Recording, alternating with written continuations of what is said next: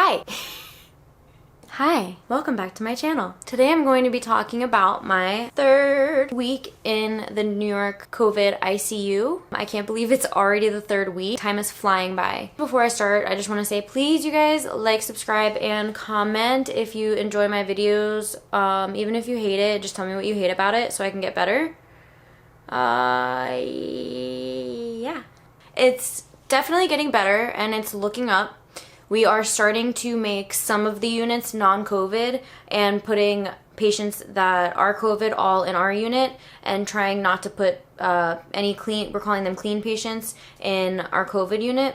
I mean, there's like 1 million floors in this hospital because it's New York, so I mean, I don't see how there could be an issue, but there is sometimes a problem with miscommunication. But as soon as we realize that the patient, you know, is negative and non-COVID, then right away we get them out of the unit. Okay, so I really just wanted to talk about these videos that came out in the past week. I'm not gonna say the names of the nurses, but they are nurses that we have worked with, that a few of us have worked with. They put out some videos saying how terrible it is here and how we're murdering the patients to no avail and how nobody cares about the patients. And then there's another nurse saying how, you know, they were coming in like basically like dead in the ED and they couldn't walk well. First of all, for the first nurse, you weren't even working in the ED. Like, she was not working in the ED. She's not an ED nurse. So there's no reason why she should be speaking on how patients were coming in the ED, because she wasn't working in the ED. We all know what floor she was working on. Never came in contact with emergency department patients. Secondly, the same nurse asked for a donation of professional N95 masks, like the painter's ones that have the big plastic here and the big filters here. I'll post a picture right here. And so she asked for a donation of them before she came to New York. Got about a suitcase, 2 suitcases for free, donated to her to give to the nurses when she came here. This is a fellow nurse, may I remind you. Not only did she not give them to us for free, she sold them to us for $80 a pop and made 100% profit off these masks when she was supposed to distribute them to nurses when we're in the middle of a pandemic. And then she goes and speaks on the news about how terrible it is here. The other nurse whose video came out, I understand she's upset. It's really overwhelming. But it's not like she was like in the first wave of nurses where there were only 19 nurses for the entire hospital and each nurse was getting 5, 6, up to 19 patients at a time. 20 patients, you know? They were opening up floors. Like, I've seen some things that I may not agree with, but I definitely have not seen murder or doctors just being like, yeah, just let this patient die. I have questioned some things, and really what I think in these hospital systems is the communication between the doctors and the nurses it's just not there. Like, in the old days, the doctors used to not really respect the nurses, you know, like you be in the OR and the doctors like throw a scalpel across the room at you because they get pissed at you. In a lot of places, it's progressed, but I feel like in these hospital systems, it has yet to progress. So the nurses are kind of powerless. I mean, some of these nurses have been in this ICU field for longer than these residents have, you know. Some of these residents got pulled right out of school to straight come and practice. And I find myself consistently suggesting them stuff, and some of them are really open to it and they're like, oh, what's that, you know? There are just some residents that just aren't perceptive and they just don't give you a rhyme or reason for what they're doing. But it's just like that miscommunication there.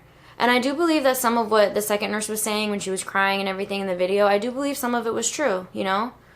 But I think that going on social media and like crying about it and saying somebody please help me is not the way to get help. I mean, yeah, it's the way to get a lawsuit against the hospital, have the hospital get a lawsuit against you. But honestly, like, if you're really, really, really concerned for your patient's safety in that moment, that's not going to get help for your patient in that moment. I mean, you need to contact administration, keep going higher and higher and higher, you know? But the time that it takes to make a video, post a video, wait for it to go viral on the internet, your patient's dead by then. Like, I'm not saying she doesn't care about the patient. She could, like, these people, like, well, the other girl that went to the news does not care about these patients. Like, she only cares about fame. But this girl really does care about her patients. I see that. And she's very smart from how she talks.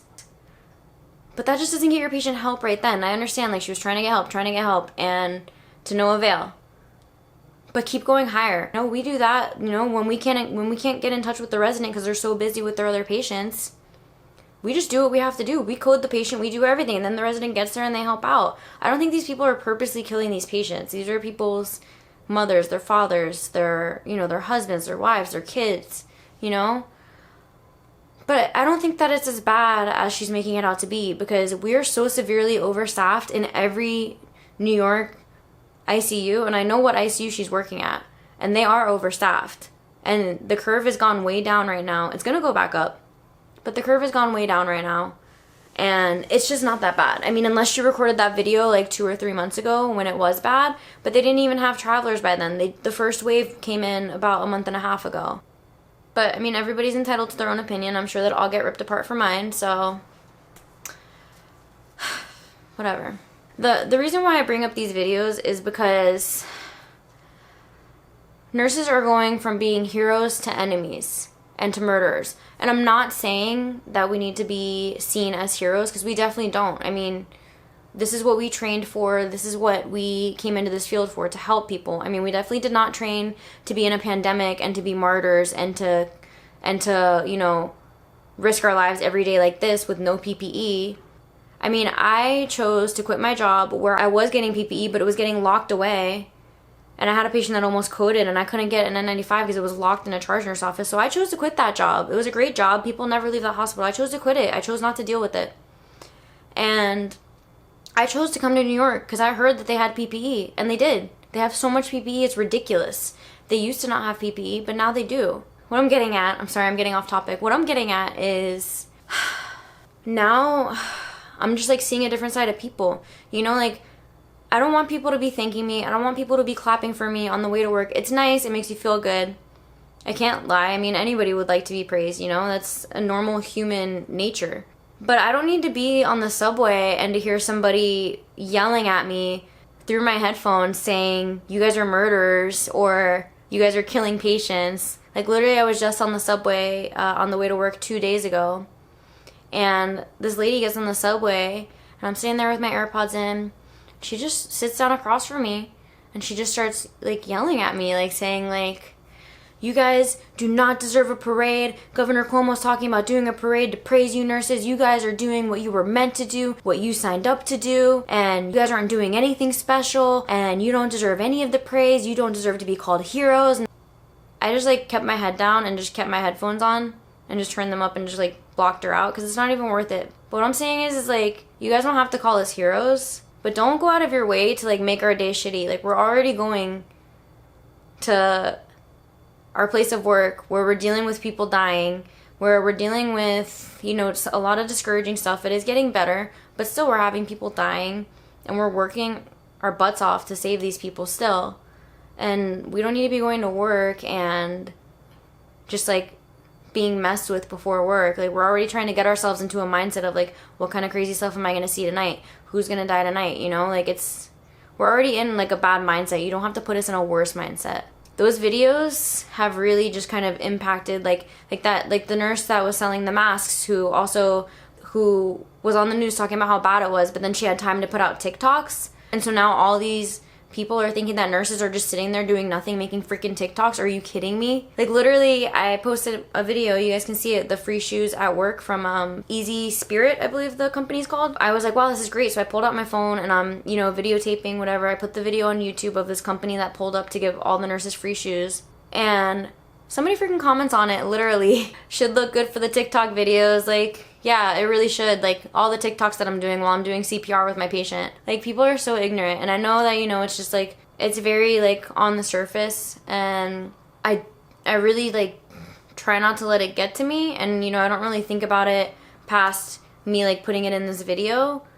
But it's just, it goes to show how people can just turn on a dime on you. And how, one video that goes viral or 2 videos that go viral can change people's perceptions of everybody. Just because one nurse is making TikToks and talking about how bad it was when she wasn't even in the ED, and this other nurse who's making all these accusations that have not been proven to be true, now we're all murderers, and all the hospitals are letting all the patients die.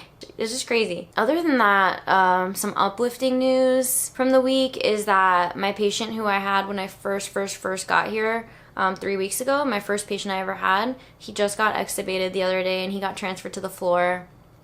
You know, he woke up and he was like, what? You know, I've been asleep for 2.5 weeks. Like, yeah, you have, and you beat coronavirus. And so it was really great to see that. We don't really get to see anything that happens to them, you know, after they leave our floor, but because they want to minimize exposure, we're not supposed to be going to other floors. But I hope he does okay. He was a young guy. He was the guy I had mentioned before that he really wasn't looking good and they thought he was going to die, and he pulled through. So we did everything that we could for him. Since it is getting slower in our ICU, I mean, we're still getting COVIDs, but we're obviously not getting them by the droves. So the nursing office was telling our nursing director that, you know, we could cut some nurses. And she was like, no, I want to keep all the nurses that I can and keep them on. And I want them all to resign if they can, because although it's slow now, after they open up New York, there's going to be another wave. And so, I mean, our hospital really believes there's going to be another wave, and they're trying to keep us on. So, I mean, if everything goes as planned, I may resign for another 13 weeks, which is just crazy to me. I mean, I came here to help out, so I'm going to stay if I'm needed. So stay tuned for that. Otherwise, I just want to say that the staff has gotten a lot better, as any nursing job has. And they've really warmed up to us, and they love us. And I feel like a really good camaraderie now. And I'm excited to go to work, besides the fact that on the way to work I might hear a bunch of offhanded comments now that those stupid videos are out. I don't know, I really love the staff that I work with, and so I wouldn't mind resigning for another 13 weeks. You know, even though it is hard there, I feel like I might. I'm really enjoying being here. I did celebrate my birthday this week. I celebrated it away from my friends and family, but you know, my birthday is on Cinco de Mayo, May 5th. So it was my birthday, Taco Tuesday, and obviously it was Cinco de Mayo. So my brother, my awesome brother, he set up a Zoom meeting with my grandparents and my mom, my dad, him, my boyfriend, and his girlfriend, and we had a giant Zoom meeting, and we all ordered tacos or made tacos. I mean, obviously I had to order tacos. Can't make those in a hotel room. And we all had a Taco Tuesday birthday bash for me over Zoom. So that was really nice and touching, and I really enjoyed it. It was really nice to do. I think that's pretty much it for my update. Please, once again, like, subscribe, comment if you guys enjoyed, and if you want to stay updated, if you guys want to keep hearing these updates. All right, thanks guys. Bye.